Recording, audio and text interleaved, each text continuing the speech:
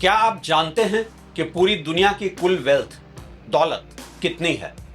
क्या ये 100 trillion dollar है, 200 ट्रिलियन डॉलर है, 300 ट्रिलियन डॉलर है या उससे भी ज्यादा है? और क्या आप जानते हैं कि दुनिया की सबसे बड़ी संपत्ति ना गोल्ड है, ना स्टॉक मार्केट, ना बिटकॉइन और ना ऑयल है, बल्कि दुनिया की सबसे बड़ी वेल्थ है रियल एस्टेट। अब आपके भी मन में सवाल उठना स्वाभाविक है कि आखिर क्यों? क्या इसलिए कि घर इंसान की सबसे पुरानी और सबसे बुनियादी जरूरत है, या इसलिए कि दुनिया का सबसे बड़ा लीवरेज इसी असेट में मिलता है? दरअसल पूरी ग्लोबल फाइनेंशियल मॉडलिंग ही डेट ड्रिवन है और मॉडर्न बैंकिंग सिस्टम की नींव ही रियल एस्टेट कोलैटरल पर टिकी हुई है। ये अकेली ऐसी वेल्थ है जो आप लोन लेकर और लीवरेज करके भी खरीद सकते हैं। आज हम सिर्फ एक असेट क्लास की बात नहीं करेंगे, आज हम समझेंगे पूरी दुनिया की वेल्थ कहां पार्क्ड है और क्यों रियल एस्टेट पूरी फाइनेंशियल सिस्टम का सबसे बड़ा पिलर बन गया है। क्यों अक्सर देखा जाता है कि अमीर लोग अपने जनरेशनल वेल्थ को रियल एस्टेट में रखते हैं। ये है leverage, debt, existential choice, financial history और ह्यूमन साइकोलॉजी की सबसे इंटरेस्टिंग कहानी।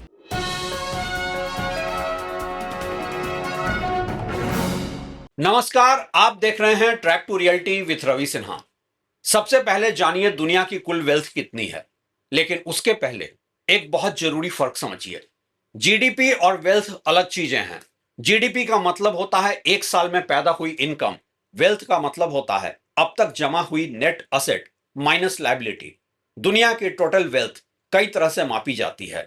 इसमें हाउस होल्ड पर्सनल वेल्थ शामिल होता है, जैसे घर और जमीन, share, mutual fund, bank deposit, business ownership, gold, ये सब। इसमें से माइनस होता है कर्ज, और फिर यही सबसे ज्यादा कोटेड ग्लोबल वेल्थ नंबर होता है। यूबीएस और क्रेडिट स्विस की ग्लोबल वेल्थ रिपोर्ट के अनुसार 2024 के अंत तक दुनिया के हाउस होल्ड नेट वेल्थ लगभग 512 से 520 ट्रिलियन यूएस डॉलर के आसपास थी। ट्रिलियन डॉलर का मतलब 1 लाख करोड़ डॉलर, यानी 512 ट्रिलियन डॉलर का मतलब भारतीय रुपए में लगभग 500 लाख करोड़ के आसपास बैठता है। यूबीएस की 2025 ग्लोबल वेल्थ रिपोर्ट के अनुसार 56 प्रमुख देशों में कुल व्यक्तिगत संपत्ति लगभग 471 ट्रिलियन डॉलर आंकी गई है, जो दुनिया की 92% से अधिक वेल्थ को कवर करती है।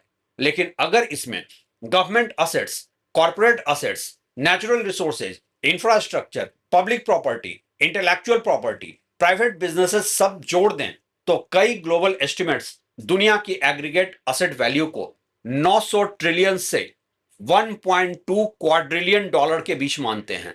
ये एस्टिमेशन अलग अलग मेथोडोलॉजी पर आधारित है, क्योंकि कोई एक सिंगल ऑफिशियल डेटाबेस नहीं है। इसलिए इकोनॉमिस्ट अक्सर हाउसहोल्ड वेल्थ और टोटल ग्लोबल असेट्स को अलग अलग डिस्कस करते हैं। अब सवाल उठता है कि दुनिया में इतनी वेल्थ है तो वो है कहां? दुनिया की कुल वेल्थ का बड़ा हिस्सा अमेरिका और चीन में कॉन्सेंट्रेटेड है। केवल अमेरिका दुनिया की लगभग 35% पर्सनल वेल्थ होल्ड करता है। भारत दुनिया के टॉप वेल्दी इकोनॉमीज में तेजी से ऊपर आया है, लेकिन वेल्थ पर पर्सन अभी डेवलप्ड देशों से काफी कम है, और इंडिया में वेल्थ इनइक्वालिटी एक बहुत बड़ा कंसर्न भी है। दुनिया की वेल्थ किस असेट में पार्क्ड है? ब्रॉड एस्टिमेट्स को मिलाकर देखें तो तस्वीर कुछ ऐसी बनती है। ग्लोबल वेल्थ का कंपोजिशन हुआ रियल एस्टेट में लगभग 350 से 400 ट्रिलियन डॉलर, यानी दुनिया का सबसे बड़ा असेट क्लास है real estate. Residential, commercial, land, दुनिया की सबसे ज्यादा वेल्थ जमीन और प्रॉपर्टी में लॉक्ड है। इसमें घर, apartment, commercial buildings, offices, warehouses, land सब शामिल हैं। सेविल्स और मैकेंजी के अलग अलग रिपोर्ट्स के अनुसार ग्लोबल रियल एस्टेट वैल्यू दुनिया की सबसे बड़ी असेट क्लास है। कई देशों में मिडिल क्लास की सबसे बड़ी वेल्थ है उनका घर। इसके बाद है equity market. Global listed stock market लगभग 130 से 140 ट्रिलियन डॉलर है। सबसे बड़े मार्केट हैं S&P 500, Nasdaq composite, Nikki 225, BSE Sensex. America अकेले ग्लोबल स्टॉक वेल्थ का बहुत बड़ा हिस्सा होल्ड करता है, 50% से भी ज्यादा। प्राइवेट बिजनेसेस में लिस्टेड स्टॉक मार्केट के बाहर भी विशाल वेल्थ है, जैसे कि family businesses, startups, private companies. इनकी वैल्यूएशन अक्सर पब्लिक मार्केट में दिखाई नहीं देती। अगर प्राइवेट इक्विटी जोड़ दें तो ये 170 से 200 ट्रिलियन के आसपास हो सकता है। इसी तरह bonds, government plus corporate bonds लगभग 140 से 160 ट्रिलियन डॉलर हैं। डेट ड्रिवन वेल्थ में बॉन्ड मार्केट स्टॉक मार्केट जितना ही बड़ा है, इसमें government bonds, treasury securities, corporate bonds सब आते हैं।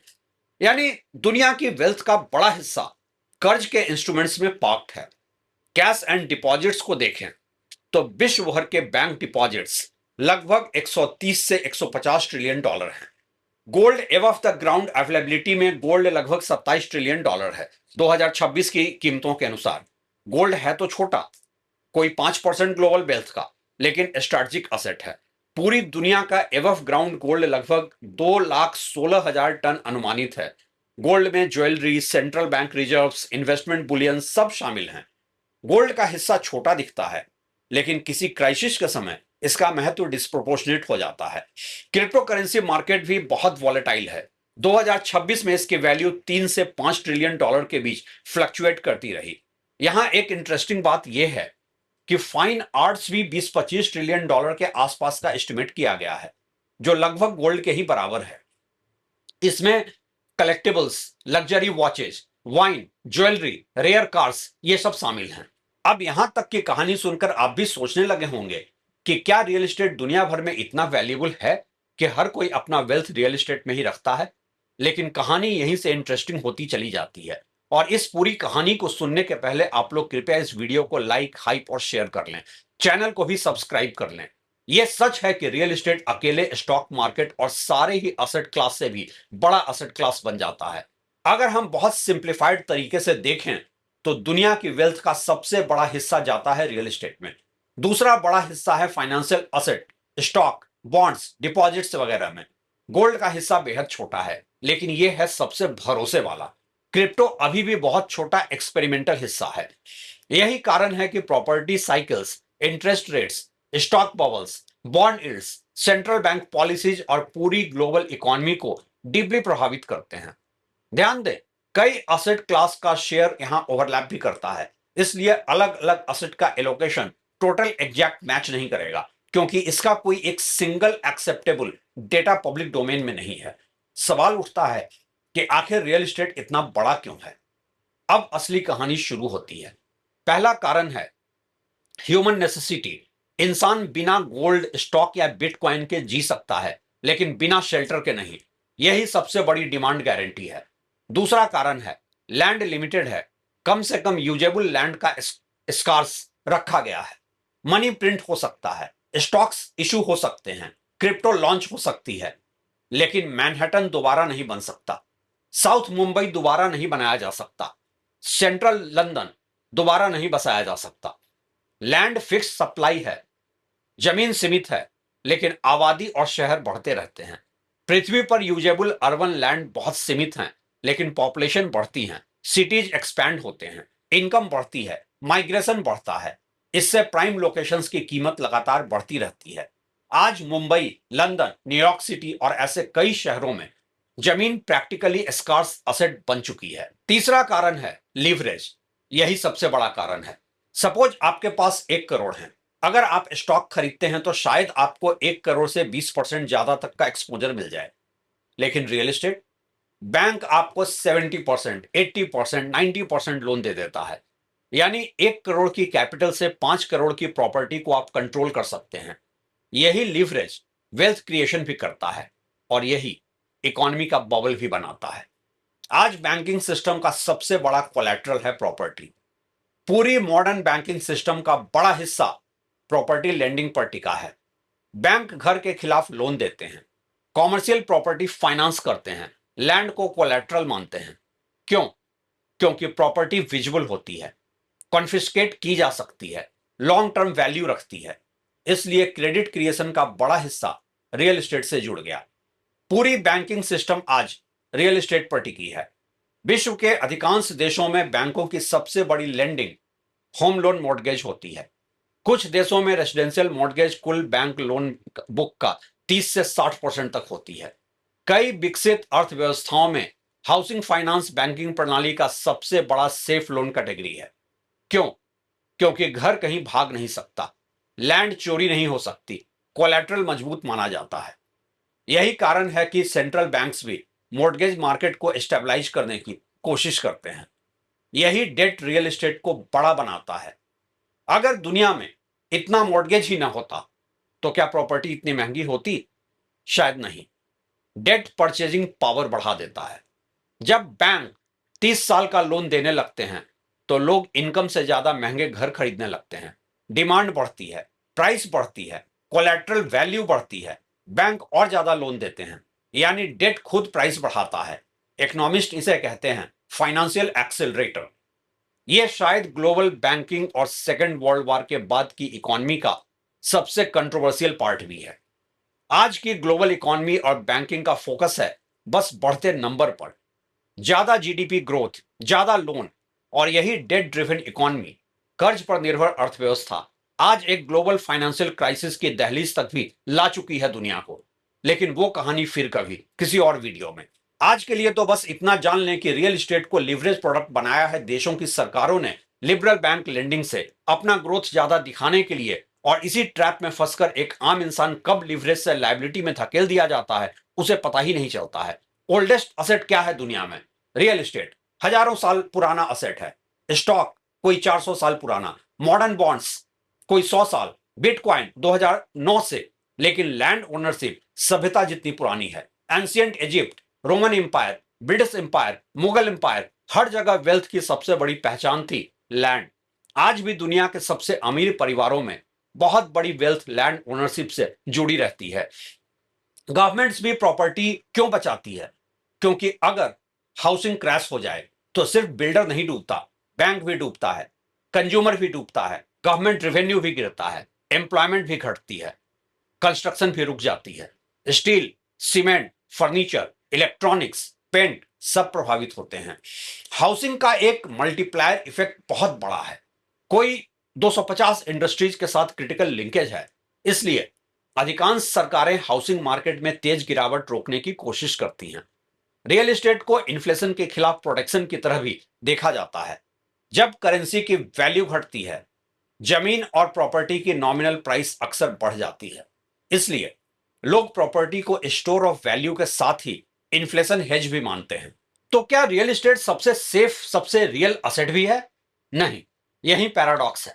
जिस असेट में सबसे ज्यादा वेल्थ है उसी में सबसे ज्यादा डेट भी है। 2008 का ग्लोबल फाइनेंशियल क्राइसिस इसका सबसे बड़ा उदाहरण है। यूएस हाउसिंग बबल, सब prime mortgage, mortgage backed securities और अत्यधिक लिवरेज ने पूरे ग्लोबल फाइनेंशियल सिस्टम को संकट में डाल दिया था। रियल एस्टेट वेल्थ बनाता है, लेकिन गलत वैल्यूएशन, ज्यादा लिवरेज, कमजोर अंडरराइटिंग या स्पेकुलेटिव बाइंग उसे सिस्टेमिक रिस्क भी बना सकती है। इसलिए यहां यह समझना जरूरी है कि रियल एस्टेट में वेल्थ ज्यादा है इसका मतलब यह नहीं कि यह हमेशा सबसे अच्छा इन्वेस्टमेंट है। क्योंकि प्रॉपर्टी इलिक्विड हो सकती है, मेंटेनेंस कॉस्टली होता है, टैक्सेस लगते हैं, बबल्स बनते हैं, डेमोग्राफिक डिक्लाइन से प्राइसेस गिर भी सकते हैं। उदाहरण है जापान, जहां कई दशकों तक प्रॉपर्टी स्टैग्नेशन रही। 2008 financial crisis largely housing debt bubble से ही जुड़ा था। सबसे बड़ी स्ट्रक्चरल इशू यह है कि असल में मॉडर्न इकोनॉमी में land plus credit plus banking तीनों एक दूसरे से डीपली कनेक्टेड है। इसलिए रियल एस्टेट सिर्फ एक असेट क्लास नहीं, बल्कि wealth storage, credit creation, social status, retirement planning, political stability सबका केंद्र बन चुका है। क्या रियल एस्टेट हमेशा सबसे अच्छा इन्वेस्टमेंट है रिटर्न के लिहाज से? नहीं। कई देशों में रियल एस्टेट ने शानदार रिटर्न दिए हैं, लेकिन ज्यादातर ही देशों में ये इन्फ्लेशन एडजस्टेड रिटर्न के मामले में सबसे प्रोडक्टिव असेट कभी नहीं रहा है। और वहीं दूसरी तरफ जापान इसका काउंटर एग्जाम्पल है।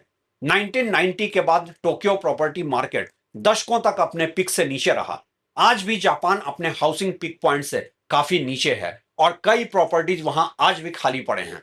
चाइना में भी हाल के वर्षों में प्रॉपर्टी सेक्टर की चुनौतियों ने दिखाया कि तेज कीमत हमेशा अस्थायी नहीं रहती।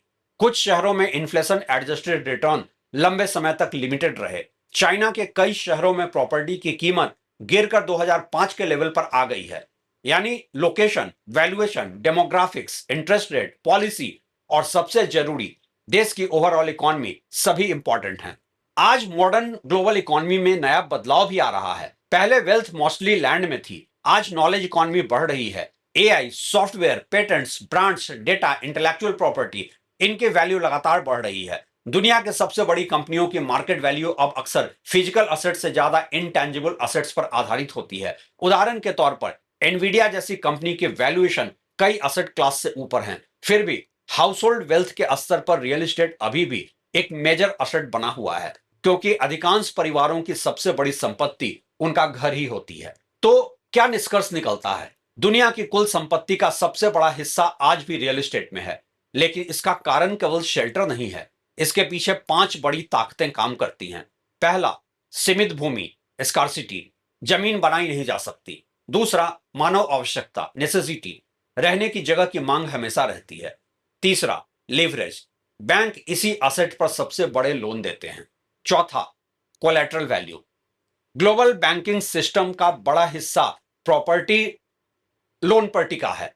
और पांचवा, इतिहास और भरोसा, हजारों वर्षों से भूमि को संपत्ति और शक्ति का प्रतीक माना गया है, लेकिन यही असेट सबसे बड़ा रिस्क भी बन सकता है जब उसकी कीमतें इनकम, रेंट और इकोनॉमिक रियलिटीज से बहुत दूर निकल जाएं।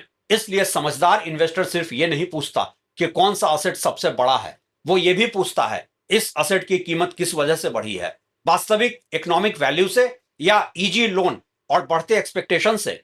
यही सवाल भविष्य की सबसे महत्वपूर्ण इन्वेस्टमेंट डिबेट्स में से एक रहेगा दुनिया के नए उभरते इकोनॉमिक मॉडलिंग में। और आपके अगर कुछ सवाल इस पर हैं तो आप हमसे पूछ सकते हैं। शुक्रिया।